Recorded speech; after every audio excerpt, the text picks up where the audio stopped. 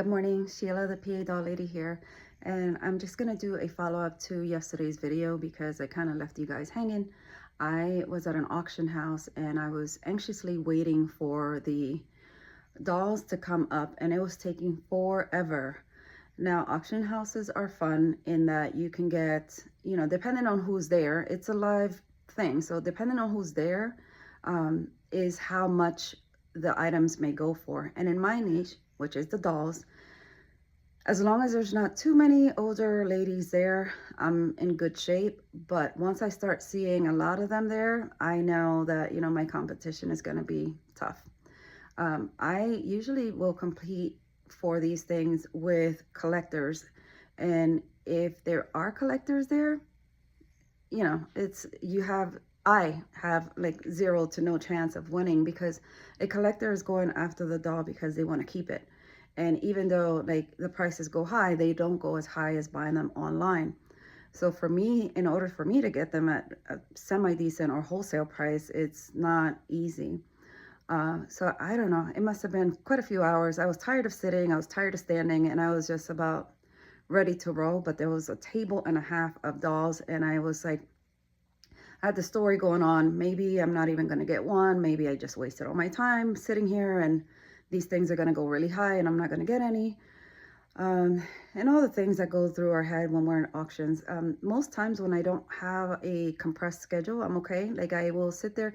I usually go to them because I just want to hang out. If you just want to have a evening out and that kind of thing, auctions are cool because you're just there just seeing what kind of falls on your lap. But when you have things to do and listings to get up and that kind of thing, it gets a little tougher. But anyways, just as I was getting ready to like call it a night and just, tell my friend that was there, like put some bids in for these 3. And if it goes above this, then whatever, I don't win them. As I'm recording the video to say bye, they bring up the dolls and I was like, yes, finally. So was it worth the wait? Here's what I got. Yeah, quite a few dolls in here. I got another bag of dolls there, and I got another one right there. So, and these are all antique girls. Well, not this one. She's not antique. But most of the girls were antiques, and I did end up getting a really good price.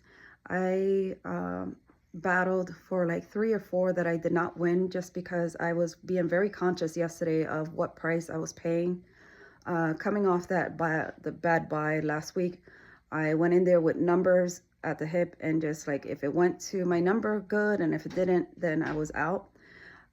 So I ended up with 14 dolls for $300, which is really good pricing for antique dolls, and most of them were in good shape.